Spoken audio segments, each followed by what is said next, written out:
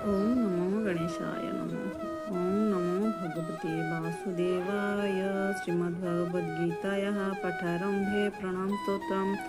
ओम अखण्डमण्डलाकारं व्याप्तं येन चराचरं तत्पदं दर्शितं येन तस्मै श्रीगुरवे नमः। शुक्लाम्बरं धरं विष्णुं शशिवर्णं चतुर्भुजं प्रसन्नं वदनं ध्याये सर्वविघ्नोपशान्तये। नारायणं नमस्कृत्य नरं चैव नरोत्तमं देवीं सरस्वतीं चैव ततो जयमुदीरयेत्। व्यासं वसिष्ठनप्तारं शक्तेः पौत्रं कर्मसं पराशरात्मजं वन्दे सुकतातं तपोनिधिं।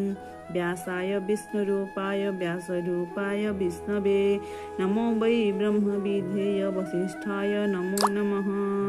अच्युतर्वदनो ब्रह्मादिबाहुरपरो हरिः अभललोचनः शम्भुर्भगवान् बादरायणः।